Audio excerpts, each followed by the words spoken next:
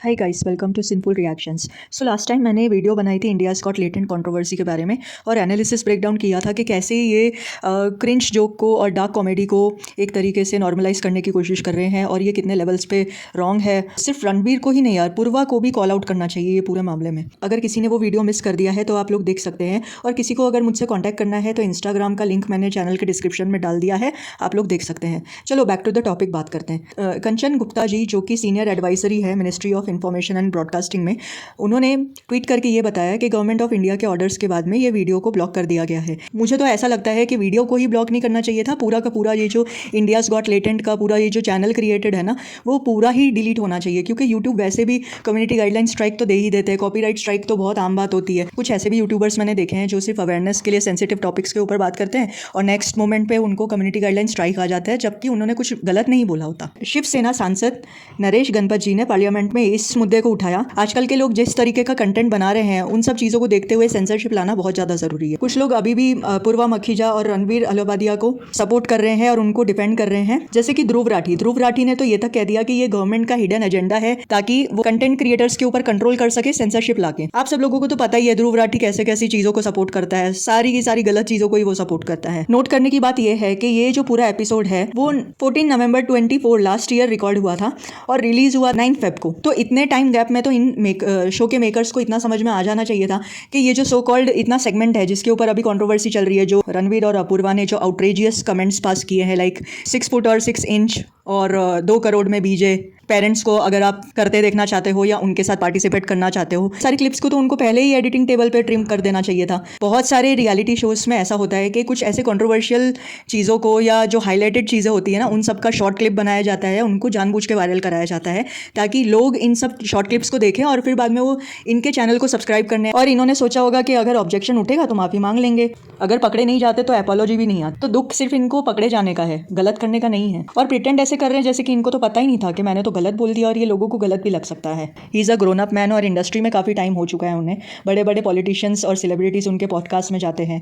नरेंद्र मोदी जी ने उनको national creator award भी दिया था। So it's not a small thing. इनका काफ़ी इन्फ्लुएंस है यूथ में, हर एक एज ग्रुप के लोग इन्हें फॉलो करते हैं, स्पेशली द यूथ। पास्ट में इन्होंने बहुत सारे रिपीटेड ट्वीट्स किए थे जिसमें हिंदुइज्म को बीफ के साथ कनेक्ट कर दिया था। शायद उस टाइम पे वो बॉलीवुड के लोगों को अट्रैक्ट करने के लिए ये सब कर रहे हों, और जब बैकलैश मिला तब ये सारे ट्वीट्स को उन्होंने डिलीट कर दिया। और फिर बाद में सडनली वो हिंदुइज्म को, स्पिरिचुअलिटी को, योगा को बहुत ज़्यादा प्रमोट करने लगे। हो सकता है उनके पीआर मशीनरी ने ही उनको एडवाइस दी हो कि पहले तुम बॉलीवुड के लोगों को अट्रैक्ट करो, उसके बाद में जो मासेस हैं उनको अट्रैक्ट करो। सनातन धर्म और हिंदुइज्म के बारे में बात इसलिए करो ताकि बाकी के लोग भी इंप्रेस हो जाए। बॉलीवुड के कुछ सेलिब्रिटीज़ की इमेज वाइट वॉश करने के लिए तो वो वैसे भी ट्रोल होते रहते हैं। लास्ट टाइम उन्होंने एक पॉडकास्ट किया था जिसमें हिंदू टेम्पल्स के आर्किटेक्चर से रिलेटेड डिस्कशन हो रहा था। जो गेस्ट को उन्होंने बुलाया था वो काफ़ी मिस इन्फॉर्मेशन फैला रही थी हिंदू टेम्पल्स के आर्किटेक्चर को लेकर। इस बात के लिए काफ़ी यूट्यूबर्स ने उनको कॉल आउट भी किया था। So I think he is very smart entrepreneur. उनको सब पता है कि कौन से शो में कब जाना है और किस शो से उन्हें कब फायदा होगा। बिकॉज लास्ट टाइम वो कैरी मीनाती के वीडियो में फीचर हुए थे और इस टाइम इंडियाज़ गॉट लेटेंट में वो इसलिए गए क्योंकि इस शो का बहुत ज़्यादा हाइप है और बहुत पॉपुलर शो है ये। तो उन्हें लगा कि क्यों ना इस शो में जाया जाए और कूल बनने की कोशिश की जाए, जबकि कॉमेडी तो उनका फॉर्टे भी नहीं है। वो नहीं भी जाते ना, उनको कोई ज़रूरत भी नहीं थी उस शो में जाने की। आउटरेजियस बातें कॉमेडी शो पे करके एक तरीके से कूल बनने की कोशिश की जा रही है। अभी कुछ टाइम FIR का नाटक चलेगा, बहुत सारे मीडिया हाउसेस इन लोगों के ऊपर बात करेंगे, ये लोग ट्रेंडिंग पे जाएंगे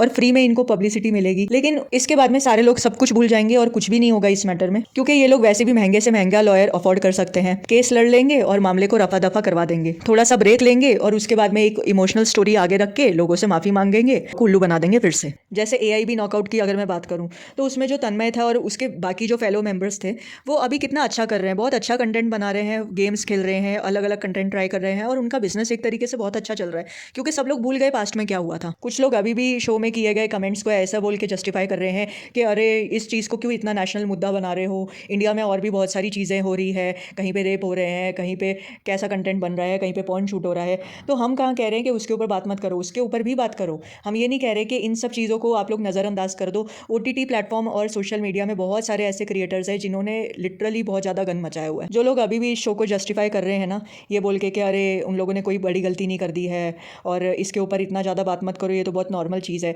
आई थिंक ऐसे लोगों को ना थोड़ा सा साइकोलॉजिकली अपने दिमाग को इवैल्यूएट करने की ज़रूरत है। रेप कल्चर ना बढ़े, इस वजह से बहुत सारी चीज़ों को रेगुलेट करने की अब ज़रूरत आ गई है। इंडियाज़ गॉट लेटेंट शो अपने आप में ही बहुत ही ज़्यादा प्रॉब्लमैटिक शो है। जब ये शो स्टार्ट हुआ था तब से ही मुझे लग रहा था कि कुछ ना कुछ तो होगा, इसका भी हाल एआई भी नॉकआउट की तरह हो जाएगा। जो जोक्स उस शो में मारे जाते हैं फ्रेंड सर्कल के बीच में अगर मारे जाएं तो कहीं ना कहीं वो ठीक है, चलो चल जाता है, सेम कैटेगरी के लोग हैं, सेम माइंडसेट के लोग हैं, तो वहाँ पे नॉर्मल चल जाता है। लेकिन वही जोक्स को अगर नेशनल टीवी पे या फिर नेशनल प्लेटफॉर्म पे बोला जाए बहुत ज़्यादा ऑकवर्ड हो जाता है। समय रैना का वॉइस नोट आप सबने सुना होगा, वो ये कह रहे हैं कि कॉमेडी कभी भी मोरालिटी नहीं सिखाती और उनकी कोई रिस्पॉन्सिबिलिटी नहीं बनती है। तो it doesn't make any sense. Apoorva Makhija the rebel kid, उसने जो स्टेटमेंट्स मारे थे, आप सोचो अगर जेंडर रोल्स को यहाँ पे रिवर्स कर दें और वो लड़के ने अपूर्वा मखीजा के ऊपर ऐसे कमेंट्स पास किए होते, तूने कभी ये देखा है, तूने कभी वो देखा है, तब तो ये पूरा नेशनल मुद्दा बन जाता। वो हर जगह मोर्चा लेके खड़ी हो जाती कि अरे मेरे साथ सेक्सुअल हैरेसमेंट हो गया। सब जगह ट्विटर पे ये ट्रेंड कर रहा होता कि एक लड़की को हैरेस किया गया और एक लड़की के साथ में भद्दी लैंग्वेज का यूज़ किया गया है। वो वुमेन कार्ड खेलने से पीछे नहीं हटती, लोग लड़के को ही रेपिस्ट बना देते हैं। वो शुरू से ही मुफट है और शुरू से ही वो गाली गलौज करती आई है। मुझे तो ये समझ में नहीं आती कि वो ब्रांड्स भी कैसे हैं जो ऐसे क्रिएटर्स को स्पॉन्सर भी कर देते हैं। रणवीर अलाबादिया बियर बाइसेप्स के ऑलमोस्ट 1 लाख जितने फॉलोअर्स कम हो गए हैं, सबने उनको अनसब्सक्राइब कर दिया है। बहुत सारे लोगों ने तो इनके पॉडकास्ट में जाने से भी मना कर दिया है। अगर लोग गाली गलौज को नॉर्मलाइज करने लग गए तो सोचो डेली बेसिस पे जो कॉन्वर्जेशन होती है वो कैसी टाइप की हो जाएंगी। It looks cool but doesn't shapes our society. India's got latent के शो पे 2 सरदार जी मैंने देखे थे। एक का नाम है महीप और दूसरे का नाम है जसप्रीत। महीप जी अधेड़ उम्र के इंसान हैं और इसके बावजूद वो मम्मी जोक्स मारते हैं और इतना ज़्यादा क्रिंज लगता है सुनने में, इतना ऑड लगता है कि उसका कोई हिसाब नहीं है।